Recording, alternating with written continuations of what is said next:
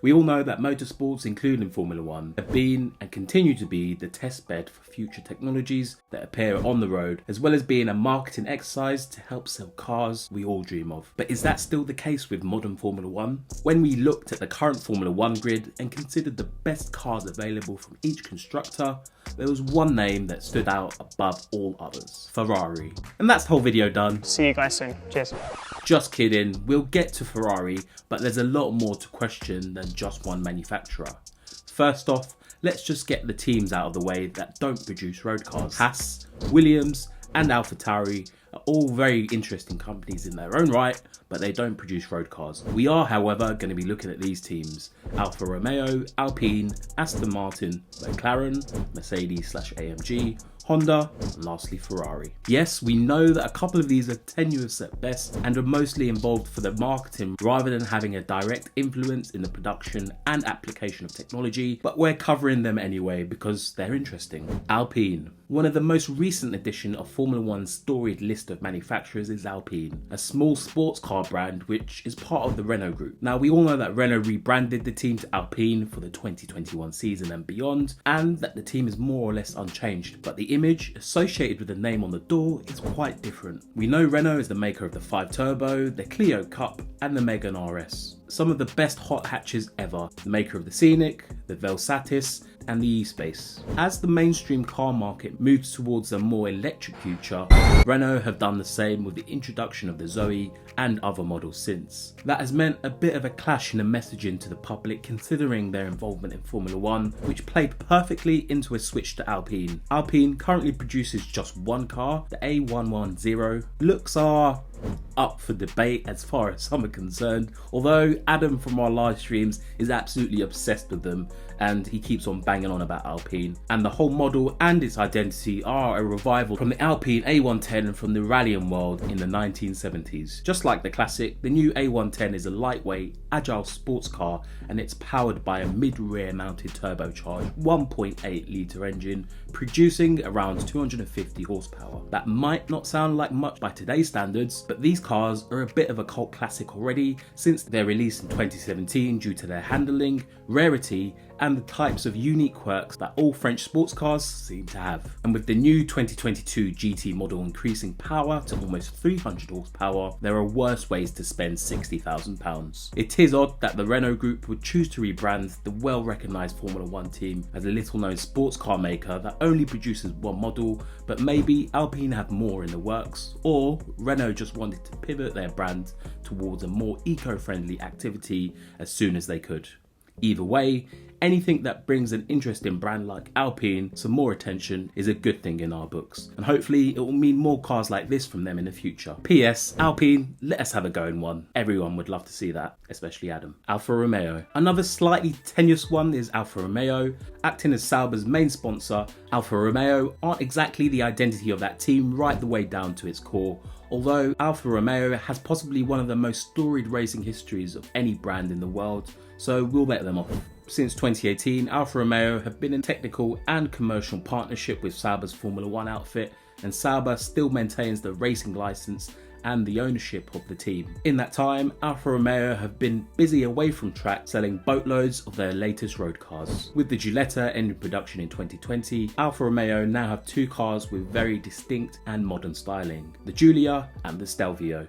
The Giulia is exactly the kind of car that Alfa Romeo fans had been hoping for since the 159. Beautiful to look at, luxurious, more interesting than its rivals, and a top-of-the-range fire breather with the engine the looks deserve. At £70,000, the Quadrifoglio, which is a topic worthy of its own video, squeezes a twin-turbo 2.9 litre Ferrari V6 under the bonnet, which produces 500 horsepower and this glorious noise. The Stelvio. Look, I know an Alfa Romeo SUV is about as traditional as a McPlant burger, but this is the changing world that we live in. The Stelvio is essentially the car that people buy if they want a Giulia but have kids and need a bigger boot to put stuff in. Every car maker now has an SUV or is planning one, and Alfa Romeo are no different. Even Ferrari have one in the works. The Stelvio manages to look like an interesting and prestige SUV without crazy price tags of its more upper class competition like the Maserati Levante. The super spec starts the bidding just under £40,000, with the Quadrifoglio topping the price list at around £70,000. Compare that to the Maserati Levante, which tops out at over £125,000. The Stelvio looks like a bargain, despite being officially half a class below. And what's even better about the Stelvio is that Kimi's in the TV advert. Honda. Yes, I know that Honda don't have a team, and yes, I know that they're leaving Formula One. Well, actually, they decided to stay on, but who knows what they're playing at, which is all the more reason why we need to include them in this video. Honda and Formula One have had a very on-off relationship over the decades, including the time with McLaren and the unforgettable BAR team. When you think of modern Hondas, the most likely car to spring to your mind is the Civic Type R. This iconic hot hatch must have had 100 different versions by now, with the 2022 version currently being released in press shots at Suzuka during testing, and it's expected to be a slightly less aggressive progression from the current models. I remember when the Civic Type R was a small 3-door hatch. Bonus points if you remember the bright yellow Jordan EK9 Civic Type R from the late 90s. Starting at just over £16,000 for the mature Jazz. Hondas offer ranges from budget super minis up to the specialist sports cars like the Civic Type R and the NSX, which is roughly 10 times the price of a humble Jazz at £150,000 plus. At the USA Grand Prix in 2021, you might have spotted a different name on the Red Bull's rear wing, Acura. Acura is Honda's most prestigious brand for the American market. The new NSX is a great example of F1 technology put to use on road car application. Although it's not hypercar fast, as some fans had hoped for, the new NSX combines twin-turbo 3.5-litre V6 with electric motors to produce a combined 600 horsepower, more than doubling the claimed figures for its 90s predecessors. The NSX is a really interesting car, but we want to cover everyone, so share your NSX facts with us in the comment section below. Aston Martin. 60 years since an Aston Martin Formula One car had rolled out of the factory, the name made its renewed appearance in 2021. Although not as successful as they would have liked, the team are spending millions upon millions on state-of-the-art facilities and hiring some of the best and brightest in their efforts to fulfill Lawrence Stroll's 5-year plan to win a title. Not only did Stroll buy the F1 team previously known as Racing Point, he also used some of his $3 billion in wealth to lead a group of investors to buy a controlling stake in Aston Martin. A well-known marketing master, what better way to promote a refreshed road car brand than the Formula One team? Aston's road cars are a sight that we're all well aware of. Sleek, low, luxurious GT cars capable of adding some class to any occasion. The issue was though, they were selling anything. Aston have released the DBX, yes, another SUV, but this time it means something different. Sexy utility vehicle. With over 500 horsepower, capable of 180 miles per hour and a £150,000 price tag, the DBX has been a successful addition to the lineup. With a badge that carries such valued range, over 15% of DBX sales go to China, which goes to show you some real potential in that market for Aston Martin's future. The brand has had a bit of an update recently, with the rounded headlights of the older models like the DB7 and the Vanquish giving way to a more angled headlight shape and even a smoother nose. The Vantage classed Aston's budget sports cars at a bargain of around £120,000 and can reach almost 200 miles per hour. If you'd like something a little bit more exclusive, there's the F1 edition with on-branding racing green paintwork and black detailing, as well as another 25 horsepower. Moving on to the proper Aston Martins, it depends what you're looking for, performance or luxury. If you're looking for performance, look no further than the DBS. Described on their website as the ultimate production Aston Martin, it has the stats to back it up, as well as the price tag listed from about £225,000. Capable of over 210 miles per hour, with the over 700 horsepower, this thing rips through the countryside with the 5.2 litre bi-turbo V12. This might just be the most beautiful blend of class and performance you can find on any current road car. Just look at this thing. If, however, you're a little bit more focused on the more refined aspects of being obscenely rich, then the DB11 is your answer, and is also the more wallet-friendly option at approximately £155,000. Riding slightly higher and also available in a convertible, the DB11 is the consistent crusher of the lineup. still possessing either 530 horsepower as a V8 or 630 horsepower as a V12. The DB11 is Aston Martin's blend of luxurious power and the brand's heritage in the spirit of GT cars of previous generations. Let us know what you think in the comment section. What's your favourite? McLaren. Another quintessentially British manufacturer, McLaren's roots are actually in New Zealand, Bruce McLaren's home country. Nevertheless, the Orange team's recent resurgence on track has come at the same time as the brand's move up in the road car game. In fact, if there was to be a criticism of McLaren's current offering, it would be that it was too complicated. With the GT, the Artura, the 720S, the 765LT, the Speedtail, the Elva and the Senna, there's a lot going on at McLaren.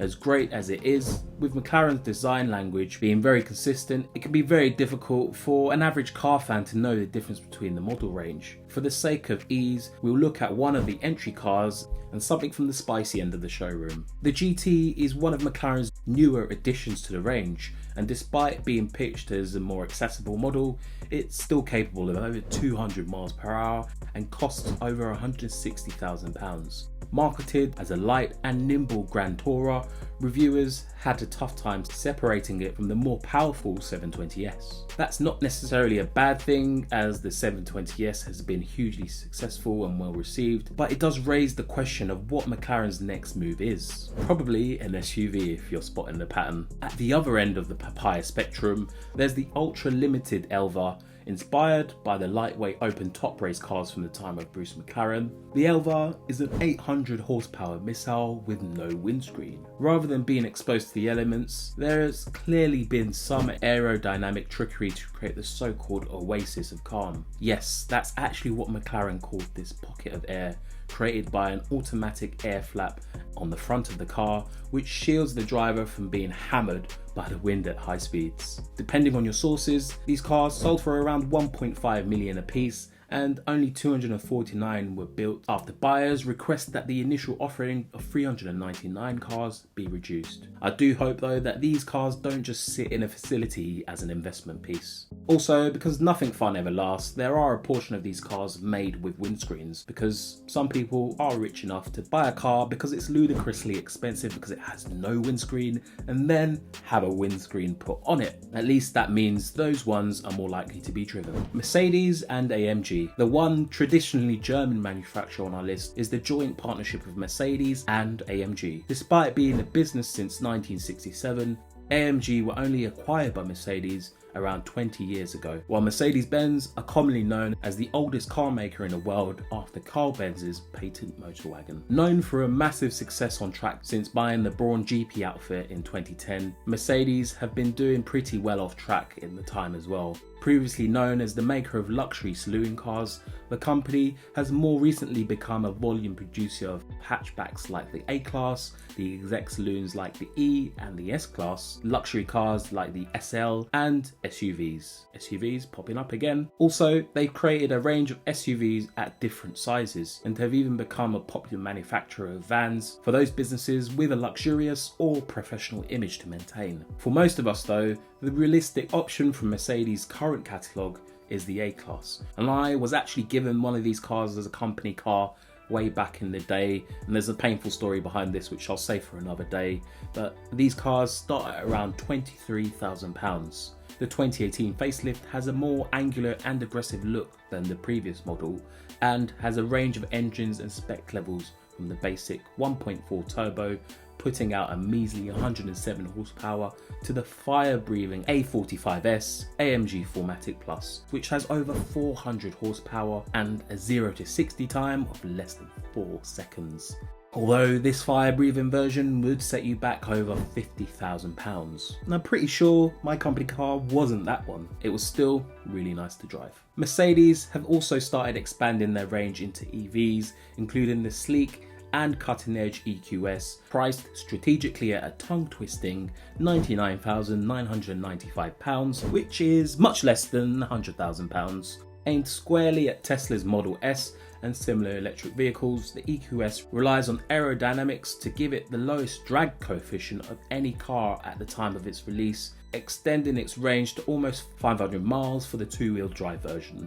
The Mercedes-AMG EQS53 4MATIC Plus is AMG's first electric car and puts out an impressive 750 horsepower, propelling it to an almost silent 60 miles per hour in under 4 seconds. For those of you with more expensive tastes, I'm sure there's lots of you out there, we could go into all kinds of wonderful detail about the Mercedes-AMG Project 1, a £2 million hypercar with a production run of only 275. But we won't, because they're fully sold out. These insane beasts are powered by an engine based on Mercedes' 2016 1.6 litre turbo V6 ICE and have 4 electric motors which make use of the MGU-H and the MGU-K systems, producing as much as 1,200 horsepower. These things rip. The catch is, the vast majority of them haven't even been built yet, despite the concept being announced in 2017. David Coulthard will be getting one, as well as Nico Rosberg and Lewis Hamilton. Even Mark Wahlberg has his name on one. Mercedes aren't revealing all the names of the buyers though, so we'll leave it to you to tell us if you're lucky enough to get on that list. Mercedes are really keeping their fingers in both automated pies at the moment, with a range of internal combustion cars, including diesels, and a growing collection of EVs, which will be more refined and preferred by the time the average consumer favours electrics over their dinosaur-burning alternatives. Ferrari. Since 1915, Ferrari have been creating fans around the world with their performance in the sport. Despite the first Ferrari-badged cars only rolling out the factories 3 years earlier in 1947. True Tifosis may already know this, but Enzo didn't really want to sell road cars at all, only creating the 125S for public sale to fund his racing team. And you can find out how Enzo made Ferrari in this video, so check that out once you're done here. It wasn't until 1969, when Fiat bought 50% of Ferrari, that they started really building road cars for the mass market. And since then, Ferrari has created too many iconic cars to count. I'm sure the overwhelming majority of us has had a poster of Ferrari on their wall as a kid, or had a little collection of models dedicated to the prancing horse. My personal favourite is the Ferrari Dino because it looks so classically late 60s, 70s in its style, but it still looks so beautiful, and I'll be proud to drive that or get anywhere near it nowadays. Looking at the current range, Ferrari have had a bit of a resurgence lately, with at least half a dozen very defined model lines listed on their website in various forms. If you're looking to cross Europe as quickly and stylishly as possible, you can't get much better than Ferrari's 812 Superfast.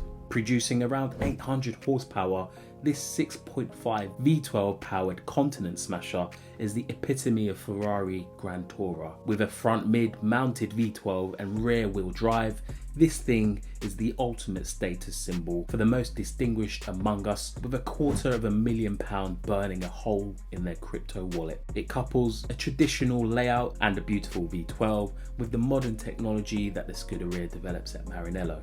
If you're looking for the ultimate performance, then the SF90 Stradale is your choice from Ferrari's stable of ponies. Packing roughly 1,000 horsepower, the SF90 Stradale is the perfect example of F1 tech put to use on the road. With a twin turbocharged 4 litre V8 producing roughly 800 horses and 3 electric motors combining for another 200, this thing is literally insane. If you remember when the Holy Trinity of ultimate hybrid hypercars came out less than 10 years ago, you'll remember the group consisted of the McLaren P1, the Porsche 918 and the Ferrari LaFerrari.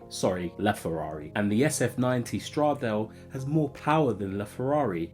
Case closed. Not only that, but the technology has moved on a lot since the time of the Ferrari, making the SF90 a different beast altogether. It's also a third of the price of LaFerrari, give or take. The SF90 comes in at £379,100, while LaFerrari costs in the region of £1 million when new in 2016. Eventually though, it looks as though the SUV curse will come for us all. Just Google the Ferrari Puro Sangue and see for yourself. Unfortunately, we can't bring ourselves to show it here. So which F1 team do you think makes the best road cars, and which one would you buy? Which car makers would you like to see in F1? And do you think there are brands out there that would really connect well to the sport in future? Let us know in the comment section below, and don't forget to like, subscribe and share this with someone that loves motorsport. But that just about finishes off this video. Like I said, get involved in the comment section. Until next time everyone, thanks for watching.